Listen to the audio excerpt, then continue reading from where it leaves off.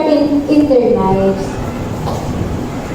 So to start, let us have one of our KKBP UP members, Kuya Emmanuel Luque.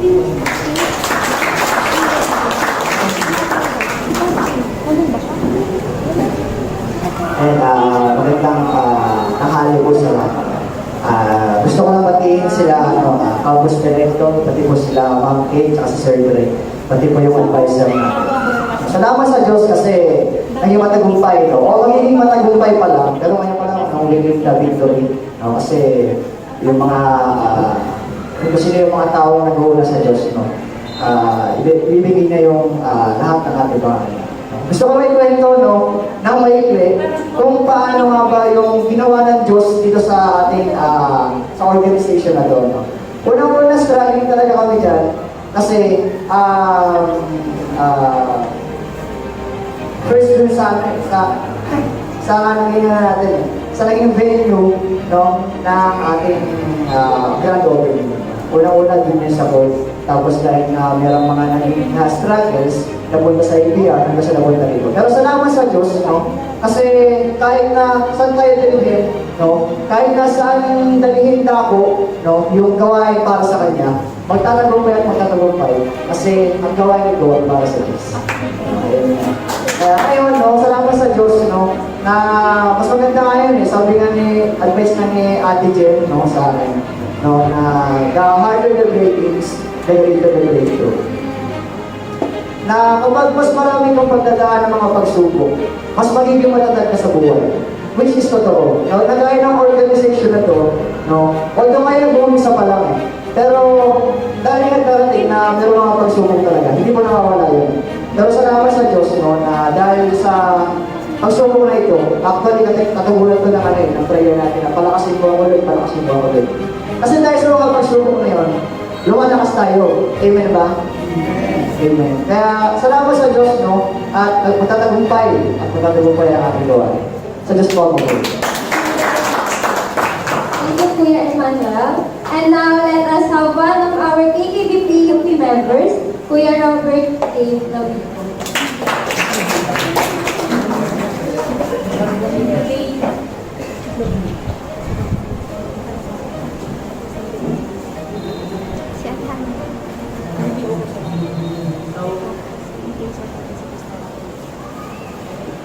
So, hello everyone. Magandang hapon sa inyong lahat. Especially kay Dr. Kay, kay Dr. Nari, at kay Dr. Greg, at kay sa ating advisor si Sir Harvey Carlos. So magandang hapon sa inyo. Isang karangalan po ang makapagsalita dito sa harap ninyo. So, gusto ko lang pong i-testify sa inyo yung kung paano nag-move ng Lord, kung paano nag-move ang Lord sa buhay ko simula nang napabilang ako dito sa KKB Org. So, ako po pala ay isang shapely student. So, kung saan po, tatlo-tatlo po yung section ko. Ayun po, apat pa nga po sana eh.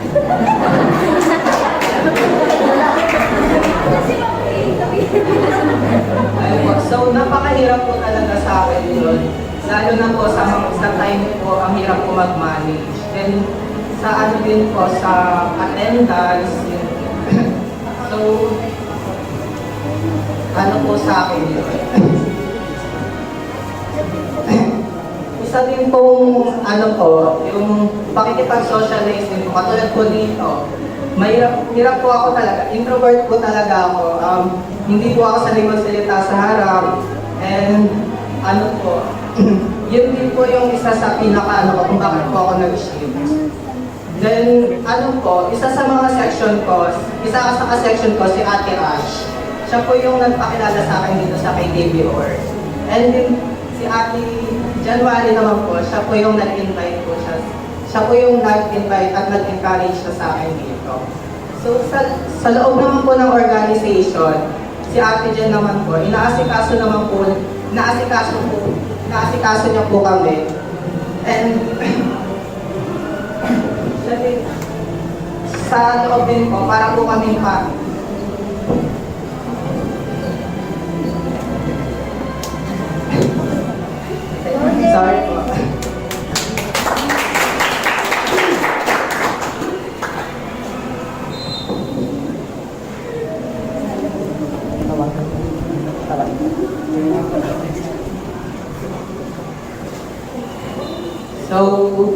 ayun nga po. So, simula nung nakasali ako dito sa organization, ano na po, hindi na po katulad dati na kung saan na lang po ako, kung saan na lang po mapunta. Kasi po, ang time ko po talaga 7:30 to 10:30 a.m. Tapos, ang next subject ko po is 5 to 8 p.m. So, napakahirap po talaga sa akin doon. And then, yung bahay ko po malayo, hindi po ako pwedeng uuwi. So, ayun, i-ready po ako. Yun po. So, yung time na yon, yung pag-iitar, yung vacant time, wala po akong magawa. Which is, nagagastos na lang po ako ng pera, pakain sa labas, gano'n po. Mag-isa lang po. So, mahirap po sa akin yun. So, simula nung sumali ako sa org dito, ang dami ko na pong nakilala. Isa na nga po sila, January, sila, yung mga kaklase ko, yung mga kasama sa organization. Ayun, ang daming mga taong lumapit sa akin at saka nag-a-approach na sa akin simula nung sumali ako dito sa KKB org. So, yun lang po. At thank God din po kasi siya po yung naglapit sa akin. Lagi nga po sa akin sila sabi na January na wala pong aksidente. Planado po ni Lord lahat kung paano po ako nasali dito. Yun lang. Now, the Vice President of AKB-PUP Organization, Ate January Abino. Ayan, so hello po, ako po ulit. Ay, sawa lang po ba kayo sa mukha ko? Ayan, pwede pa naman, so malapit na. Joke lang. So, sa dami po ng testimonies ng buhay ko, sa lahat po ng ginawa ng Lord since 2019. 2019 po kasi ako nakakilala sa Lord sa pamamagitan po ng GIL na church. So, isa po sa testify ko ay pagdating po sa pag-aaral ko. So, nung grade 12 po ako, ang gusto ko po talaga ang university ay PUP po talaga. Din po talaga yung nasa puso ko. And ang prayer ko lang po sa Lord ay, dalawa po yung in-applyan ko na university, PSU po at PUP.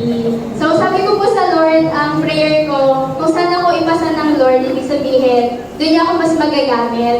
So, praise the Lord po kasi, nandito po ako ngayon sa PUP, pinasok po ako ng Lord, sinagot po ng Panginoon yung desire ng puso ko to study here sa, matagal ko na pong desire na makapag-aral po dito. Dahil dito rin po graduate yung kuya ko. And na-instill din po sa isip ko na iba po yung experience and education, the quality of education na meron po dito. Kaya praise the Lord po. Pero sobrang galong po ng puso ko noon nung nandito po ako sa campus. Pero it doesn't end there. Kasi sabi nga po, di ba, kapag sinagot mo ng Lord yung prayers po natin, dapat po hindi po natin kalimutan ng Lord. So, na-challenge po ako kasi katatapos lang po ng first semester. And nung patapos na po yun, sobrang busy po sa schoolwork, sa mga performance na may Sunday classes din po. And aminin ko po na medyo hindi po ako naging active sa youth service po namin, which is na itama po ng Lord yung puso ko na I was reminded na when we get the blessings from the Lord, huwag natin siyang kalilimutan. And one thing na pinaalala ng Lord sa akin is hindi buhat lang ang pag-aaral sa paglilingkod at hindi buhat lang ang paglilingkod sa pag-aaral. Which is, yun po yung laging pinapaalala ng Lord sa akin na as I stay here in PUP and with this organization, hindi po talaga limitado kung paano po tayo magagamit ng Lord. Saan man po niya tayo dalhin, sa pamilya, sa community. At tayo po ngayon nag-aaral sa PUP, hindi po limitado kung paano paraan po tayo magagamit ng Lord. And sobrang praise the Lord po kasi kahit po na less po yung pag-attend ko sa mga services, pero hindi po nabago yung katapatan at pag-ibig po ng Lord sa buhay ko kasi I was so worried about my grades, kaya po medyo nalas yung pag-attend ko and I was rebuked and repented. Kaya isa sa testimony ko kung paano po talaga ako pinasa ng Lord, kung paano po niya binigay sa akin yung mga more than pa sa expectation ko na grades. Kaya sobrang praise the Lord po dahil hindi po talaga pinababayaan ng Diyos yung mga kabataan po talaga na pinipiling unahin siya at maglingkod po sa Kanya. So yun lang po, Lord. And lastly, let us have our very passionate, very committed coordinator and president of KKB-PUP Organization, Ate Jennifer De Los Santos. Ayan, so praise God po. So once again po, good afternoon po Sir Harvey, Ma'am Izzy, Ma'am Kay, Dr. Gwen, Pastor A, and Pastor Kai. So sa lahat din po ng mga students at sa nanonood po sa atin sa Facebook Live ay a blessed afternoon po sa bawat isa. So gusto ko lang po unang-una ay magpasalamat po sa ating pong Panginoon. Palagi ko po sinasabi sa mga member ng TUP that KTP organization is a miracle from God. And sinasabi din po ng ating pong mga professor na first in the history in the TUP Santa Maria na nagkaroon po ng religious organization. Kasi po kung sa tao lang po, imposible po yun.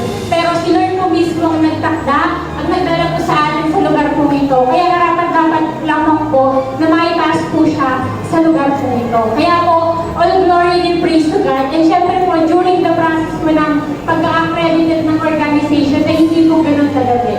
So, noong una po, sinabi lamang po sa akin na magiging ESCOM head po ako ng PUP, like mag-life group lamang po. And most especially po ni pag-life group ay doon po ako nagsimula. Life group, hawak po natin ay 12 people lamang po na mga kabataan. Hindi ko rin po inaakala na tatawagin po ako ng ating Panginoon na pagkakatiwalaan na napakaraming kaluluwa na ilalapit sa ating Panginoon, sa kanyang paanan, na sama-sama po tayong magiging tapat hanggang sa muli niyang pagbabalik. Kaya sobrang grabe po yung pagkatawag ng Lord sa akin. Kasi nung simula pa lamang po, way back 2020 po ako nakakilala sa ating Panginoon. Sabi po sa Lord, hindi po ako marunong magsalita sa harap ng maraming tao. Hirap po ako makipag-communicate, mag-approach sa mga matataas na tao, sa mga pastors, sa mga prof.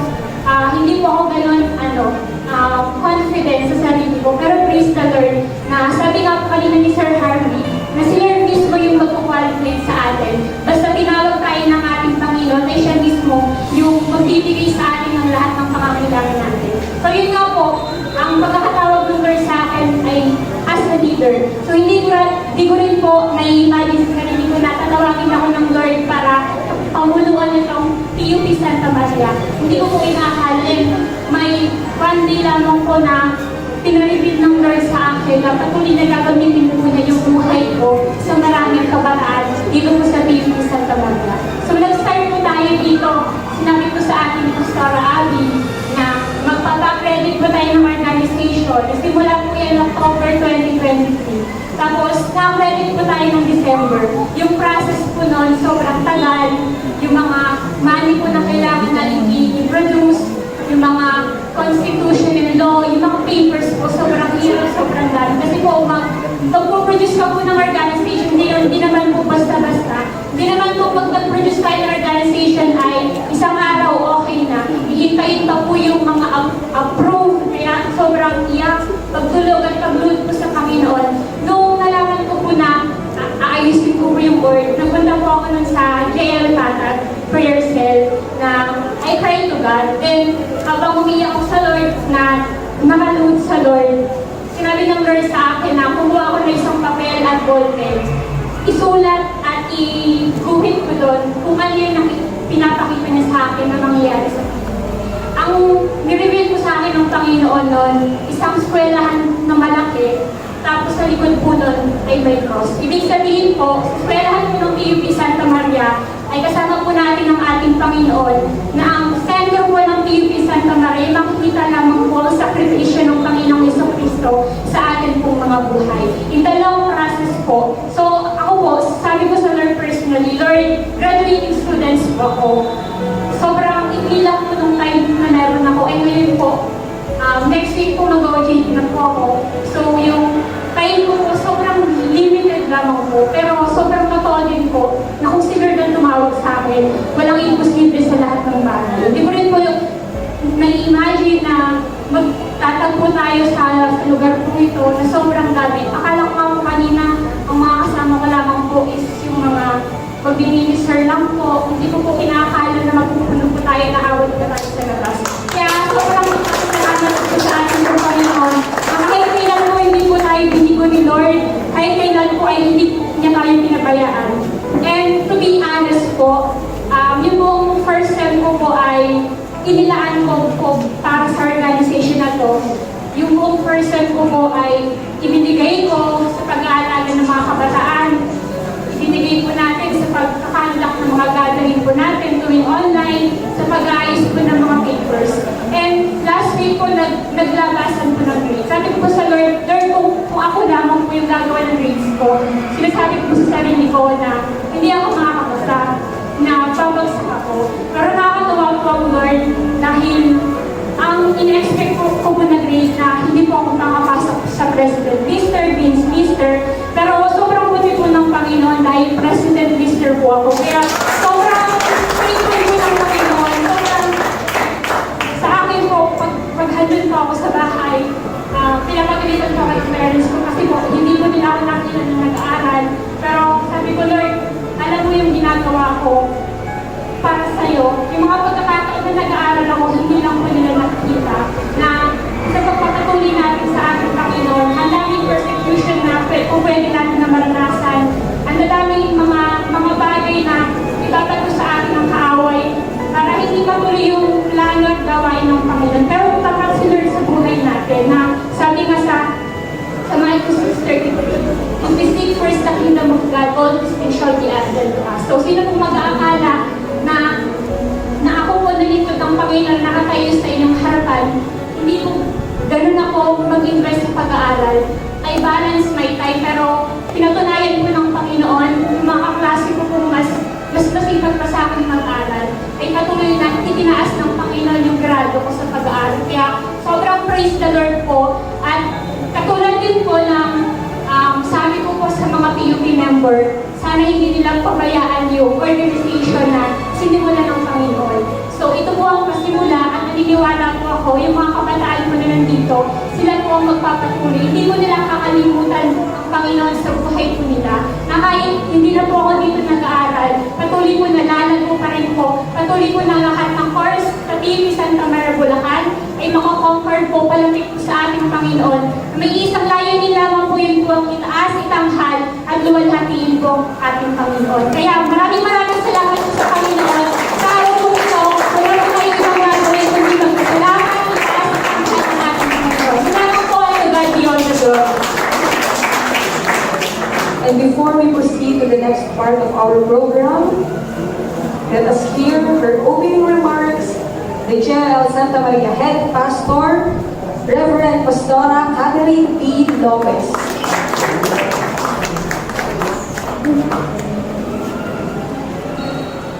Praise the Lord. Isa na pong malakas na palakpak sa atin.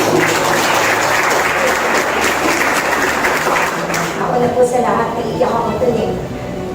Mula po sa salita ng tawag directors natin, naiiyak po ako sa upuan ko, pinipilit ko na wag ako umiyak. Kasi po, PUP graduate ako. At ang JIL po ay nagsimula sa PUP. At kami po yung second batch ng estudyante ng graduate nang magpasimula ang JIL Church. At nakikita ko ba sabi ni Sir Harvey, umulit pa ulit.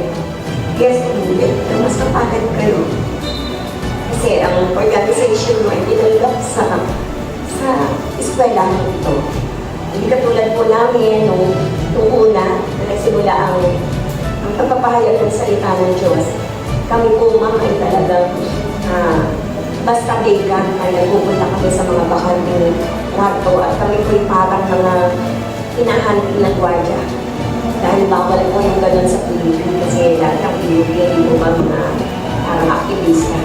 Kaya ayaw nila ng mga nagpulong. Di ba nagpupulong-pulong, ino-okay nila pero pagkagawain ng Diyos, talagang kung inuhuli kami. Ang aming mga ID ay sinusurrender namin sa guard para dahil nahuhuli kami. Kaya alam niyo po yung pagdero mga bakante, pupunta kami hanggang sa bintana, sinisilip kami ng guard para hulihin lang po kami. Ang ginagawa namin, ibigay na lang po namin yung ID namin. Pero hindi kami natigil sa pag-share po ng salita ng Diyos. At tuloy po na ang JIL ay nagsimula na bumago ng iba't ibang kabataan. Nagsimula po ang JIL sa mga estudyante na halos lahat po ng universities doon sa Manila ay na-conquer po natin. Kaya ang JIL ay nagsimula sa mga kabataan natin. At karinig ko rin po yung patotoo ni Jen. Totoo po yun dahil ako ng estudyante din, first year college po ako nung nakakilala sa Panginoon. napakarami pong himala na ginawa ng Diyos sa aking buhay bilang estudyante. Average student lang po ako. At ako puro dito ang binigay mag-aaral. Pero ang mga grades ko po ay pinakamababa ko yung 2.5. Pinakamataas ko ay 2. Pero po ang aral, ang mukhang bibig ko. Pero nung makakilala ako sa ating Panginoon, umuulan ko ng ulo ang ating grades. Pinakamababa ko po ay 1.5. At ako po ay naging scholar sa PUP Santa Mesa. Kaya ako, God is so good and so many testimonies po ang ginawa ng Diyos sa aking buhay. Sabi ni Jennifer, balance. The more we give ourselves to the Lord, the more God will give Himself to us. Kaya po, purihin ng Diyos at ako'y natutuwa na iiyak kasi sa PUP nagsimula ang JRL and ito pong PUP Santa Maria na-recognize ang ating mga Kristiyanong kabataan para sa bayan. And I want to assure each and everyone na ang JIL po hindi lang kuha ng miyembro kami kayo sa akin, hindi po naman. We just share the gospel of the Lord Jesus Christ sapagkat ito po ang utos sa atin. And God will give us kung ano po yung salitang ibibigay sa atin. Imagine niyo po, kabukor na ganito lang pag-share mo, agad-agad. And truly po yung anointing ay, it makes the difference. The anointing of the Lord. Kapag nakita ng Panginoon yung ating puso, na talagang nakasabit sa Panginoon, kahit wala akong alam, ibababa ng Diyos kung ano yung mga bagay na dapat ibigay sa akin. And one thing more, hindi lang tayo nag-aaral ng salita ng Diyos, kundi binabago tayo ng ating Panginoon. And I am one of the products na binago ng Diyos ang aking buhay. Kung hindi po ako nakakilala sa Panginoon, sa ang buhay ko. Pero purihin ng Diyos, God is a perfect mind. Hindi tayo pababayaan ng Panginoon, tatawagin ka ng Diyos upang bigyan ka ng isang landas na maayos. Kaya kung ako hindi nakakilala sa Panginoon, wala po ako sa harapan niyo, baka sinasira na po ang buhay ko. Pero I thank God for God's time truly is perfect time. At tunay po yung sinasabi niyo na ang sinimulan ng Diyos kailanman ay hindi matatapos ng wala na. Tatapusin ito ng Panginoon ng mayroong katagumpayan. Kaya alam ko po na matutuwa si Brother Elvin kasi ito rin po ang Santa Maria po, ang first church here in Bulacan na nakapagpa-accredited sa school. So hindi na po tayo pag ganun-ganun lamang. And tama po kayo ma'am na talagang we need the spiritual things in our lives. We cannot change ourselves. Talaga pong napatunayan ko yan, kahit anong gawin ko sa buhay ko, hindi pa ako tumatanggap sa Panginoon, hindi ko talaga makayang mabuhin ang sarili ko. Kahit iyak ako ng iyak, kahit gusto ko, hindi ko talaga po kayang mabuhin ang sarili ko. Pero nung makarinig ako ng salita ng Diyos at isinuko ko ang aking buhay sa Panginoon, nagulat ako, yun lang pala ang gagawin, automatic, mababago ko yung buhay natin. And we will treasure the testimony in our lives because we become the ambassador of Jesus Christ. So, nung tayo sinulang baguhin ng Panginoon, naging ambassador tayo ng Panginoon. That's why we are very careful in everything we do. So, nagiging careful tayo sa lahat ng bagay na ating ginagawa. Even ang mga students po natin, katulad ng patotoo ni Jen, ang lahat po ng mga estudyante na itong unang hinahanap ang harian ng katwiran ng Diyos ay talaga pong itinataas ng Panginoon.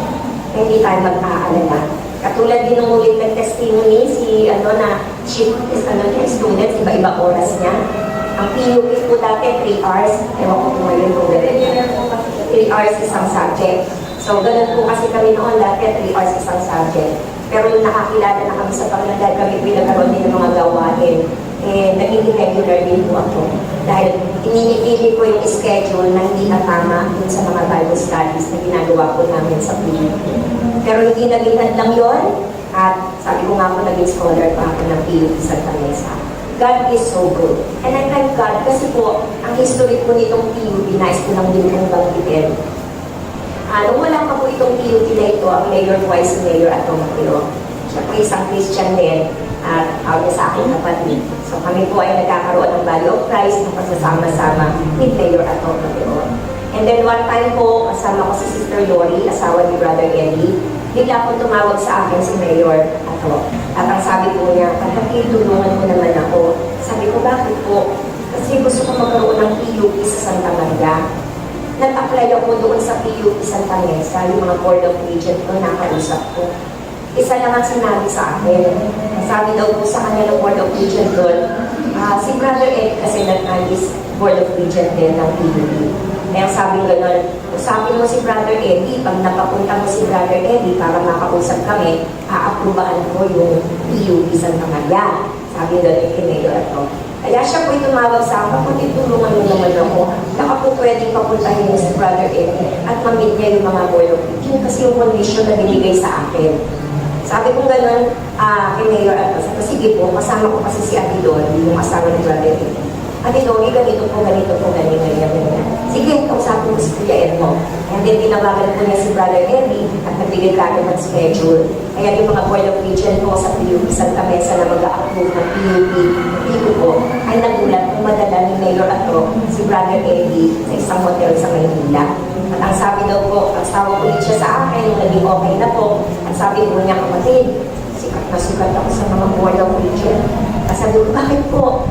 Sabi niya, si Brother Eddie, napakahirap daw i-meeting, napakahirap daw imbitahan. Eh, dapat ikaw saglit lang. Eh, napapunta mo dito si Brother Eddie. Tapos tumawa siya. At sabi ko, kasi meron akong kapatid na malapit ni Brother Eddie. Kaya po, I thank the Lord dahil talaga po na-approbahan yung PUP at tuwang-tuwa po siya because of that situation. At hindi ko alam na meron palang gagawin tayo ang Diyos dito po sa PUP. Kaya po, I thank God so much and ang puso ko po'y masayang-masaya dahil ang organization na ito hindi lang basta yung mga kabataan with all of you. Narinig ko po yung suporta nyo. And I believe in my heart na talaga po great things ang gagawin ng Diyos sa lahat ng mga kabataan dito. Mag-pray lang po tayo at sa pagkakalam po natin na siguro kahit kaya ganito because we know that the Lord is coming very soon. Kaya po, hingin ng Diyos, God bless you po. And I thank the Lord with all my heart sa lahat po ng ating mga directors at sa PUP at sa ating mga officers sila dyan po. May the Lord continue to guide you in everything you do. Isa lang po sa JIN ang requirement ng puso. Kaya tayo po ay hindi nagsimula ng matalino, hindi nagsimula ng magaling, pero sa JIN po laging sinasabi, puso ang mahalaga. Kaya kung ang ating puso ay tama sa Diyos, makakasigurado tayo ang papalaan ng Diyos ang lahat ng bagay na gagawin po natin. Maraming pong salamat sa inyo.